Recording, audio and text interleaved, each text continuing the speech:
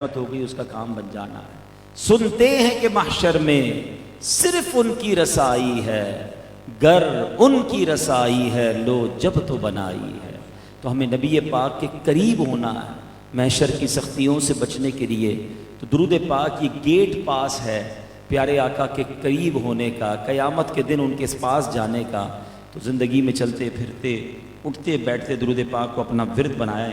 آئیے مل کر محبت کے ساتھ باواز بلند درود پاک پڑھ لیجئے۔ صلو علی الحبیب صلی اللہ تعالی علی محمد صلی اللہ علیہ وسلم۔ میں بہت طویل بیان نہیں کروں گا، وقت کافی ہو چکا ہے، جو شیڈیول تھا اس سے وقت ہمارا اوپر ہو چکا ہے، اور ماشاءاللہ آپ کافی دیر سے بیٹھے ہیں، اور میرا خیال ہے کئی نعت خوانوں کی شاید باری بھی نہ آئی ہو۔ آصف بھائی ہیں ماشاءاللہ، سبھی ان سے پیار کرتے ہیں، سب آئے ہیں، میں بھی ان سے بہت پیار کرتا ہوں الحمدللہ، میرے چھوٹے بھائی کی طرح ہیں۔ آصف اور عارف کو میں ہمیشہ چھوٹے بھائی کی طرح ہی ڈیل کرتا ہوں، بہت پرانا ہمارا تعلق ہے، اور کئی سفر بھی ہم نے ساتھ کیے، مدینے کی کئی حاضریاں ساتھ ہوئی، اور اللہ کرے یہ محبت، یہ پیار، یہ ہماری جو ہے نسبت سلامت رہیں۔ تو کبھی مجھے منع ہی نہیں کرتے کسی بات میں، تو میں ان کو پھر کیسے منع کر سکتا تھا؟ ان کا پیغام آیا تو میں بالکل حاضر ہو گیا۔ میں چند باتیں عرض کرنا چاہوں گا۔ نزول قرآن کا مہینہ رمضان آنے والا ہے۔ قرآن پاک کی انڈرسٹینڈنگ جو ہے وہ ہمارے اندر بہت کم ہے، حالانکہ بہت ساری انڈرسٹینڈنگز ہیں۔ یا تو یہ ہوتا نا کہ ہم ہوتے ہی ایسے کہ ہمیں اور دنیا کی کوئی بات سمجھنا آتی ہوتی، ایسا نہیں ہے۔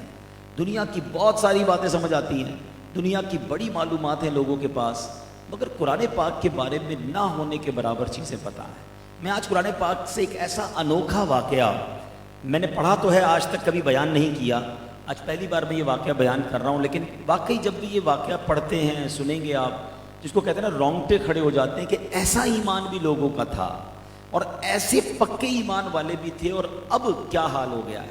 لیکن قرآن ہمیں بتا رہا ہے، یہ واقعات قرآن میں موجود ہیں، ہم پڑھیں تو ہمیں اندازہ ہوگا۔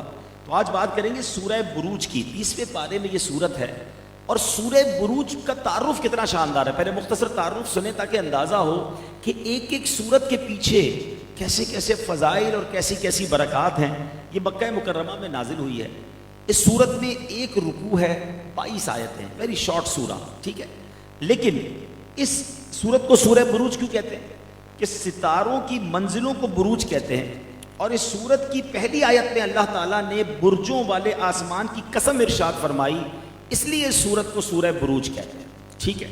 لیکن اس کی فضیلت کیا ہے؟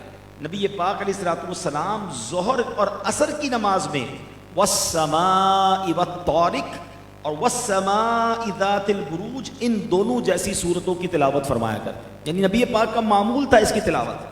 ایک اور جگہ حضرت ابو ہریرہ رضی اللہ عنہ فرماتے ہیں کہ نبی پاک علیہ الصلوۃ والسلام نے نبی پاک نے حکم دیا کہ عشاء کی نماز میں 4 صورتیں تلاوت کی جائیں جن کے شروع میں آسمان کا ذکر ہے، اور اس میں ایک سورہ بروج بھی شامل ہے۔ یہاں میں سورہ بروج تو ظاہر ہے پوری تلاوت نہیں کروں گا، اس سورہ بروج میں ایک بڑا ہی عجیب، بڑا ہی کمال کا واقعے کا ذکر ہے، اور وہ واقعہ ہے اصحاب الاخدود کا، ٹھیک ہے۔ اب یہ اصحاب الاخدود کون تھے؟ اب یہ ذرا تفصیل ہے کہ یہ کھائی والے، اخدود مانے کھائی والے لوگ، یہ کون سی کھائی تھی؟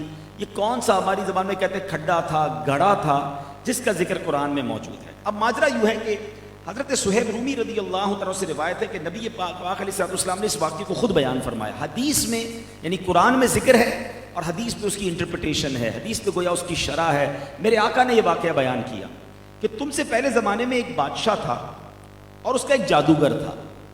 جب وہ جادوگر بوڑھا ہونے لگا تو اس نے بادشاہ سے کہا کہ اب میں بوڑھا ہونے لگا ہوں، میرا جادو، میرے کمالات سارے میرے ساتھ دنیا سے چلے جائیں گے، ایک نوجوان دے دو، میں اس کو یہ سارا کچھ سکھا دیتا ہوں تاکہ میرے بعد وہ اس کو آگے لے کر چلے۔ تو بادشاہ نے ایک لڑکے کو اس کے پاس بھیجنا شروع کر دیا۔ وہ لڑکا روزانہ اپنے گھر سے جادوگر کے پاس جادو سیکھنے جاتا تھا، مگر راستے میں اس کو ایک راہب مل گیا۔ راہب کہتے تھے اس زمانے میں اللہ کی یاد کرنے والے، عبادت کرنے والے۔ تو راہب کی باتیں اس لڑکے کو بڑی اچھی لگتی تھی، وہ بڑی اللہ کی باتیں کرتا، دین کی طرف بلانے والی باتیں کرتا، اور اس کا کلام اس لڑکے کے دل میں اترتا گیا۔ جب وہ لڑکا جادوگر کے پاس پہنچتا تو جادوگر کہتا کہ تم ہر بار لیٹ آتے ہو۔ تو لڑکے نے جو ہے وہ جادوگر اسے مارتا تھا، لیٹ ہونے کی وجہ سے اسے مارتا، مگر وہ پھر بھی راہب کے پاس جاتا تھا۔ اب راہب سے اس نے شکایت کی تو راہب نے اس کو کہا اب آئندہ تمہیں جادوگر ڈانٹے یا مارے تو اس کو کہہ دینا کہ مجھے گھر والوں نے روک لیا تھا، اور جب گھر والوں سے خوف ہو تو ان سے کہنا مجھے جادوگر نے روک لیا تھا۔ یہ سلسلہ یوں ہی جاری رہا، یہ روز راہب کے پاس بھی جاتا، جادوگر کے پاس بھی جاتا۔ کنفیوژن دماغ میں تھی کہ حق پر کون ہے، راہب ہے یا جادوگر ہے۔ اچانک ایک دن وہ جا رہا تھا تو راستے میں ایک بہت بڑا درندہ، بہت بڑا جانور آ کے رک گیا۔ اچھا یہ میں واقعہ سنا رہا ہوں اور یہ واقعہ حدیث پاک، look at the beauty of حدیث۔ اچھا اب کیا ہوا، وہ کہتا ہے یار آج فیصلہ ہو جائے۔ پتھر اٹھایا کہ یا اللہ اگر راہب سچا ہے تو یہ چھوٹا سا پتھر ہے، اس بڑے درندے کو مار رہا ہوں، اسی چھوٹے پتھر سے اس درندے کو ہلاک کر دے۔ اس نے اللہ کا نام لیا اور اس نے پتھر مارا اور اس چھوٹے سے پتھر سے وہ درندہ مر گیا۔ اب اسے یقین ہو گیا کہ راہب جو اللہ کی باتیں کرتا ہے، وہ بادشاہ جو اپنے آپ کو رب کہتا ہے، اپنے آپ کو خدا کہتا ہے، وہ جھوٹا ہے، اور اصل راہب کا جو رب ہے، راہب جسے خدا کہتا ہے، وہی اللہ ہے۔ بہرحال اب وہ راہب کے پاس گیا اور اس نے خوشی خوشی بتایا کہ آج راستے میں ایسا ہوا کہ میں نے پتھر مارا، وہ درندہ مر گیا۔ تو اب راہب نے کہا کہ آج سے تم مجھ سے بھی زیادہ افضل ہو گئے ہو، تمہارا مرتبہ وہاں تک پہنچ گیا ہے جسے میں دیکھ رہا ہوں، ان قریب تم مصیبت میں گرفتار ہوگے، اور جب تم کسی مصیبت میں گرفتار ہو تو میرا پتہ کسی کو نہ دینا۔ اب اس لڑکے کے ساتھ یہ ہونے لگا کہ وہ جو دعا کرتا تھا نا، وہ دعائیں قبول ہونا شروع ہو گئیں۔ مادرزاد اندھے کے لیے دعا کرتا، اس کو آنکھیں آ جاتی، کوڑی کے مرض کے لیے دعا کرتا، وہ ٹھیک ہو جاتا۔ اب کیا ہوا، وہ بھی مریض اس کے پاس آتے رہے، وہ دعائیں کرتا رہا۔ بادشاہ کا ایک بڑا قریبی ساتھی تھا، اس کا نام وہ نابینا تھا، تو اس نابینا تک بھی یہ خبر پہنچ گئی۔ تو یہ لڑکے کے پاس گیا، بہت سارے تحائف لے کر کہا میرے لیے بھی دعا کر دو۔ تو اس نے ہاتھ اٹھائے، اللہ سے دعا کی، وہ اس کی نابینا تھا، اس کی آنکھیں آ گئیں۔ تو اب اس نے دعا کرنے سے پہلے بڑی پیاری بات کہی کہ تم اللہ تعالیٰ پر پہلے ایمان لے آؤ، تو میں دعا کروں گا اللہ تمہیں شفا دے گا۔ وہ ایمان لے آیا، اس کو شفا بھی مل گئی۔ بادشاہ نے جب دیکھا کہ میرا دوست آنکھ والا کیسے ہو گیا، کہ تم کیسے آنکھ والے ہو گئے؟ کہا میں ایمان لے آیا ہوں، اور تمہارا جو تم لڑکے کو بھیجتے ہو اس نے مجھے کلمہ پڑھایا، ایمان لایا ہوں، اور اس کے بعد اس نے میرے لیے دعا کی، میری آنکھیں آ گئیں۔ خبردار، کوئی میرے علاوہ بھی رب ہے، تم کس اللہ کی باتیں کر رہے ہو؟ اس کے دوست نے کہا کہ میں اپنے رب کو مانتا ہوں، تمہیں نہیں مانتا، تم تھوڑی بھی تو شفا دے سکتے ہو، میرے رب نے شفا دی ہے۔ اب راہب نے اس بادشاہ نے اسے بہت مارا، اس نے لڑکے کا پتہ بتایا، لڑکے کو گرفتار کیا، اس کو بہت مارا، اس نے راہب کا پتہ بتا دیا، اس راہب کو لایا گیا۔ اب بادشاہ نے کہا تم ایمان تبدیل کرو۔ راہب کہتا کسی صورت ایمان سے نہیں پھروں گا، اللہ سے نہیں پھروں گا۔ راہب کے سر پر آرا رکھ دیا گیا، اس کو کہا گیا کہ اللہ کے نام سے پھر جاؤ، ایمان سے پھر جاؤ، ورنہ دو ٹکڑے کر دیے جائیں گے۔ وہ راہب ایمان پر کھڑا رہا، اس کے دو ٹکڑے کر دیے گئے۔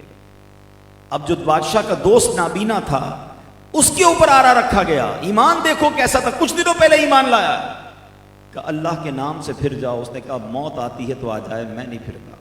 اس کو بھی دو ٹکڑے کر دیا گیا۔ اب یہ نوجوان بچ گیا۔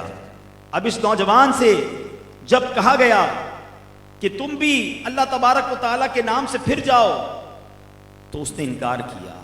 اب بادشاہ نے چند ساتھیوں کو حکم دیا کہ اس لڑکے کو پہاڑ پر لے جاؤ، چوٹی پر لے جا کر کہنا اگر اللہ کے نام سے پھرتے ہو تو ٹھیک ہے، ورنہ چوٹی سے گرا دینا۔ اب جناب وہ لوگ پہاڑ پر اسے لے کر گئے، اور جب کیا ہوا، جیسے ہی وہ پہاڑ پر گئے تو اس نے دعا کی اے اللہ مجھے اس آفت سے بچا لے۔ ایک زبردست زلزلہ آیا اور سب لوگ پہاڑ سے گر گئے۔ وہ لڑکا پھر بادشاہ کے پاس پہنچ گیا، کہا تمہارے ساتھ جو لوگ گئے تھے وہ کدھر گئے؟ تو اس نے کہا کہ اللہ تعالیٰ نے مجھے ان سے بچا لیا ہے۔ اب بادشاہ نے کچھ اور لوگوں کو کہا اسے پانی میں لے جاؤ، کشتی میں ڈال کے بیچ سمندر میں ڈبو دینا۔ اب اسے کشتی میں بٹھایا گیا۔ حدیث پاک سنا رہا ہوں، دنیا بھر کے واقعات پڑھتے ہو، حدیثیں پڑھو، کیسے پیارے پیارے واقعات ہیں، کیسے ایمان افروز واقعات ہیں۔ یہ واقعہ قرآن کی تفسیر میں اور احادیث میں موجود ہے۔ بہرحال اب وہ کشتی میں لے کر گئے، سمندر میں پھینکنے کا ارادہ کیا۔ اس لڑکے نے پھر ہاتھ اٹھایا یا اللہ مجھے بچا لے۔ اب کیا ہوا، کشتی فوراً الٹ گئی، سارے لوگ غرق ہو گئے، یہ بچہ پھر زندہ واپس آ گیا۔ پھر بادشاہ کے پاس گیا، بادشاہ سے کہا، بادشاہ نے کہا وہ لوگ کہاں گئے؟ کہا اللہ نے مجھے ان سے بھی بچا لیا ہے۔ اب میرے بیچ اسلامی بھائیوں، وہ لڑکا کیا کہتا ہے، اے بادشاہ تم اس وقت تک مجھے قتل نہیں کر سکو گے کہ جب تک تم ایک عمل نہ کرو، تم کچھ بھی کر لو مجھے نہیں مار سکتے۔ بادشاہ حیران کہ یہ کیسی باتیں کر رہا ہے. تو اس نے کہا کہ بادشاہ سلامت، تم میدان میں لوگوں کو جمع کرو، مجھے ایک سولی پر لٹکاؤ، ٹھیک ہے، اور اس کے بعد تم ایک تیر چلانا اور بسم اللہ رب الغلام کہہ کر، یعنی اس اللہ کے نام سے جو اس غلام یعنی اس لڑکے کا رب ہے، پھر مجھے تیر مارنا تو میں شہید ہو جاؤں گا. بادشاہ نے کہا چلو کسی طرح تو جان چھوٹے گی، مگر اس نوجوان کا پلان دیکھیں، اس کی عقل دیکھیں کہ پورے شہر کو پتا چل جائے کہ یہ بادشاہ رب نہیں ہے، یہ بادشاہ بھی کسی رب کے نام سے تیر چلا رہا ہے. سولی پر چڑھایا گیا، ہزاروں لوگ جمع ہو گئے، اور اب جب بادشاہ نے بسم اللہ رب الغلام کہہ کر تیر چلایا، اس نوجوان کو وہ تیر لگتا ہے، وہ شہید ہوا. مگر وہ جیسے ہی شہید ہوا، پورے شہر والوں نے کلمہ پڑھنا شروع کر دیا. انہوں نے کہا کہ ہم مانتے ہیں رب کون ہے، آج پتا چلا کہ رب العالمین کون ہے، ہم تمہیں نہیں مانتے. اب بادشاہ کا غصہ عروج پر کہ یہ ایک نہ ماننے والا تھا، میں نے اس کو قتل کر دیا، مگر پورا شہر اب جو ہے وہ اللہ تبارک و تعالیٰ کا نام لینے لگا. میرے میٹھے اسلامی بھائیوں، اب بادشاہ سلامت نے کیا کیا؟ خندق کھدوائی، بہت بڑا گہری جس کو کھائی کہیں، وہ اس نے کھدوائی اور حکم دیا کہ سب کے پاس جاؤ، جو دین سے نہیں پھرتا اس خندق میں آگ لگاؤ اور جلتی آگ میں اس کو پھینک دو. اللہ اکبر. سپاہی محلوں میں جانے لگے، لوگوں سے پوچھتے تھے بتاؤ تمہارا دین کیا ہے، تم ہمارے بادشاہ کو رب مانتے ہو کہ نہیں؟ جو کلمہ پڑھتا، جو کہتا اب نہیں مانتے، اسے اٹھاتے، اسے آگ میں ڈال دیتے. میرے میٹھے اسلامی بھائیوں، 70 کے قریب لوگوں کو آگ میں زندہ جلا دیا گیا، مگر وہ دین سے نہیں پھرے. اب ایک عورت آئی، حدیث پاک کے الفاظ ہیں، اس عورت کی گود میں ایک شیر خوار بچہ ہے. اب بچے کی وجہ سے وہ عورت جو ہے کچھ تھوڑا سا جس کو کہیں کہ ریلیکٹنٹ ہوئی کہ میں اب اگر منع کر دوں گی تو مجھے اور میرے بچے کو بھی آگ میں ڈال دیں گے. نبی پاک فرماتے ہیں گود کا بچہ ماں سے کہنے لگا ماں تو حق ہے پر ہے، گھبراتی کیوں ہے اللہ ایک ہے، کہہ دے میں رب کو مانتی ہوں، اس بادشاہ کو نہیں مانتی. اللہ اکبر. وہ جب گود کا بچہ بولنے لگا تو ماں بھی کہتی ہے کہ میں اللہ پر ایمان لاتی ہوں، تجھ پر نہیں. میرے میٹھے اسلامی بھائیوں، اب اس ماں کو آگ میں بچے کے ساتھ ڈال دیا گیا. اللہ اکبر. میرے میٹھے اسلامی بھائیوں، اب یہ بادشاہ اور اس کے لوگ جو تھے، ماں کو جب بچے کو اور ماں کو آگ میں ڈالا نا تو اس کھائی کے کنارے پر کرسیاں لگائے بیٹھے تھے اور زور زور سے ہنس رہے تھے کہ دیکھو یہ اللہ پر ایمان لانے والے ہیں اور ایک ایک کر کے جلتے جا رہے ہیں.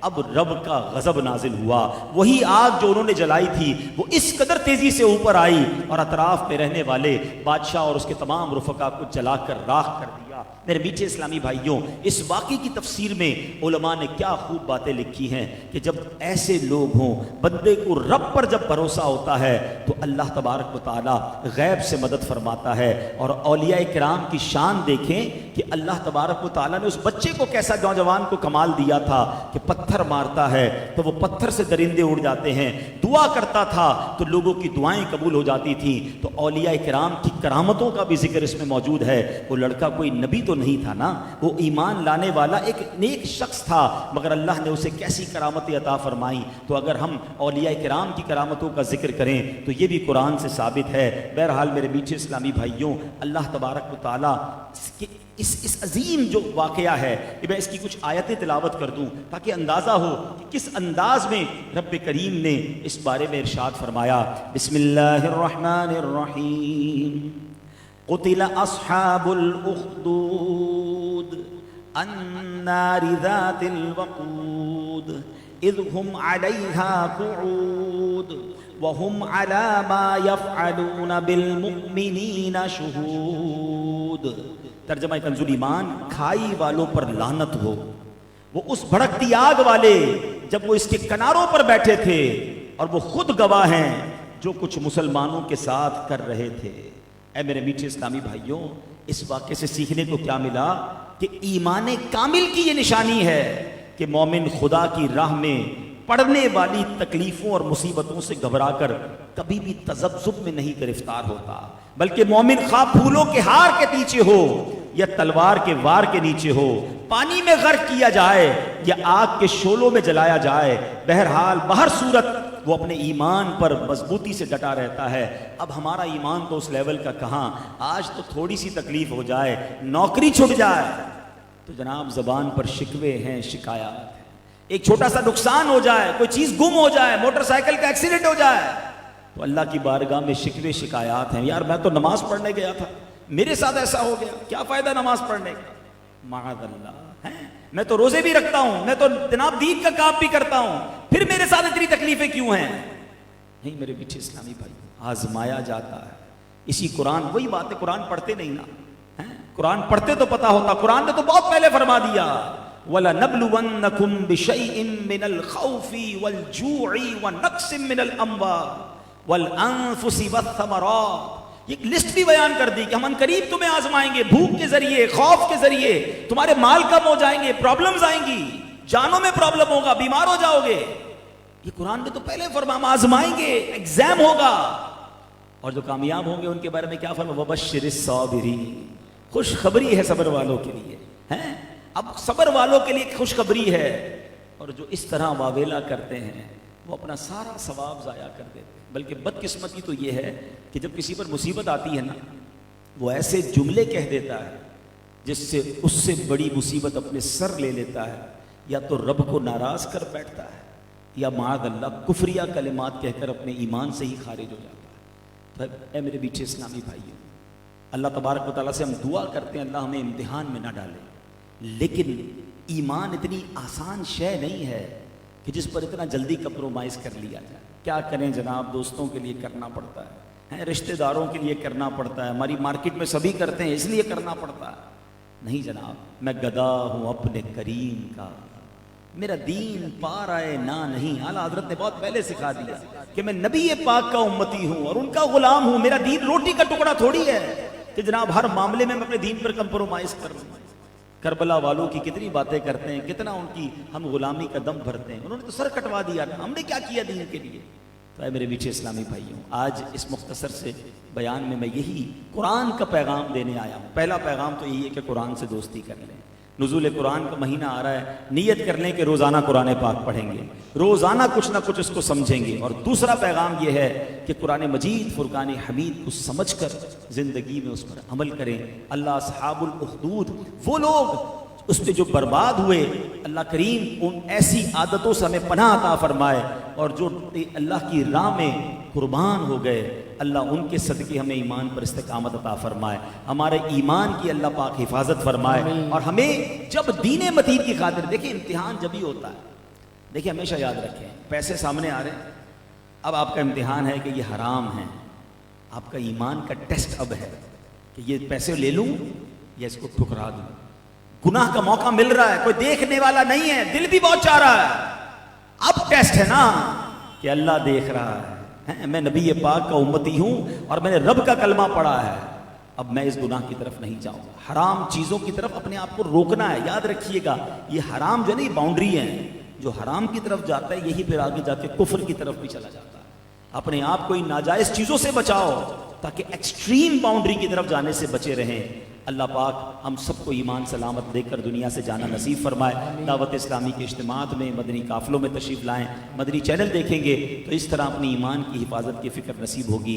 اللہ کریم آج کی اس محفل کو بھی اپنی بارگاہ میں قبول فرمائے، آمین بجاہ النبی الامین صلی اللہ تعالی علیہ وسلم۔ الحمدللہ عز و جل بیان کا سلسلہ ہوا، میں شکریہ ادا کرتا ہوں ہمارے نشورہ الحاج عبدالحبیب اتاری کہ انہوں نے دعوت قبول فرمائی اور میرے اس گھر یہ تشریف لائے۔ حافظ طاہر قادری صاحب کا شکریہ ادا کرتا ہوں، ہمارے احسن بھائی، ہمارے راشد نور صاحب کا، ہمارے راشد مدنی، دیگر علماء کرام آئے، ہمارے علامہ اشرف بھی تشریف فرمائے، اللہ انہیں برکت نصیب فرمائے۔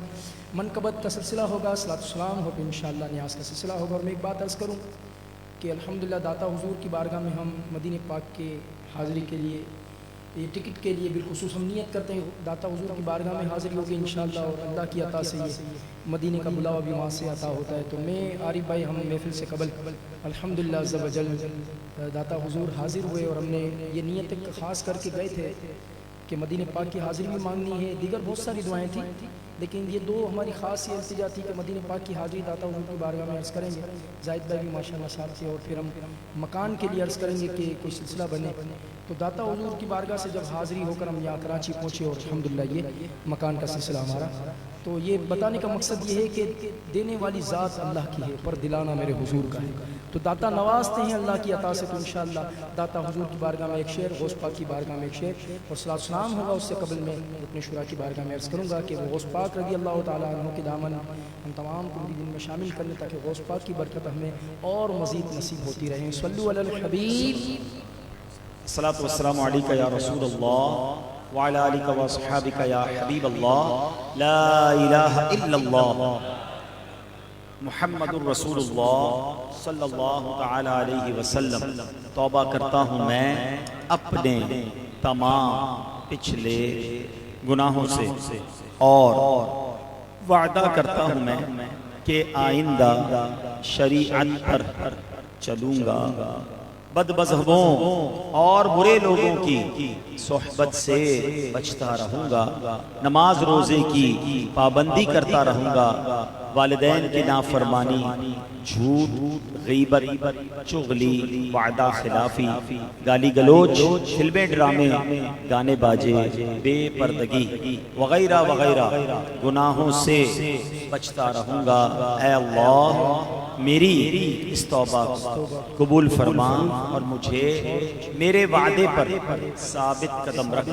مرید ہوتا ہوں میں خاندان عالی شان قادریہ رضویہ عطاریہ میں نے اپنا ہاتھ آپ کے ذریعے سے شیخ طریقت امیر اہل سنت کے ہاتھ میں دیا، اور ان کے ذریعے سے سرکار بغداد حضور غوث پاک رضی اللہ تعالی عنہ کے ہاتھ میں دیا۔